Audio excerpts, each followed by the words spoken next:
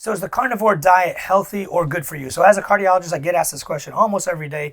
I posted a few videos on TikTok and they blew up with people asking about the carnivore diet. So on my blog, I posted a really long article on the carnivore diet going through all of the data, the research, the studies. So the carnivore diet, if you want the quick summary, absolutely increases your risk of heart attacks and strokes without question. And we go through all the data and research.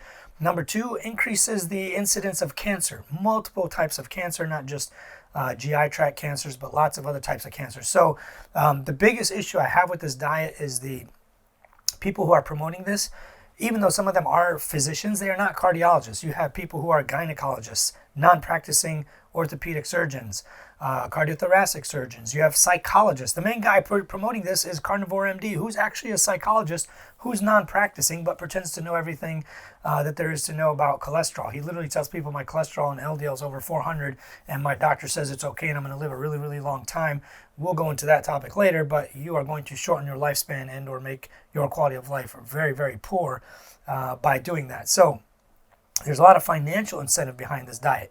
Anytime somebody niches down on one food group or one very specific diet with a ton of rules, like no seed oils, no bread, no pasta, only meat, don't eat ever vegetables. These kind of vegetables are harmful to you. Only eat the fruit of this kind of this. And like whenever a diet has so many rules and regulations, and it's so contradictory to what we know, like fruits and vegetables, in every study that's ever been done on humans, the more, if you switch from a animal-based diet to plant-based, you actually live longer. Cardiac disease goes down, stroke goes down, cancers go down.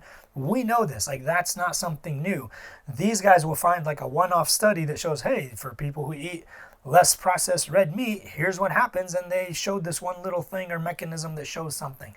But in the totality of human studies, like if you look at meta-analyses and all the history of humankind, we have seen time and time again that increased red meat and or raw organs, raw meat, any kind of meat-based diet absolutely increases your risk of heart disease, stroke, high blood pressure, multiple types of cancer, and just overall not doing well. There was also a research study that I published, not even published, but I posted about, that showed that keto-style diets like this with high amounts of saturated fat, high amounts of meat, also increase inflammation. So that's the other thing you got to worry about. Inflammatory markers all went up even though the person was losing weight. And almost all the other studies we have, when somebody loses weight, they actually reduce inflammation. In this study with the keto diet, they were losing weight, but their inflammatory markers all went up, which increases heart disease, stroke, blood pressure, all that stuff. The other issue with this diet is there's like a lot of financial incentives and a lot of entanglement. The Carnivore MD guy, for example, has like this table of like raw organs, raw testicles, raw liver, raw heart, and says this is what you got to eat to stay healthy and stay strong. This is what our ancestors ate.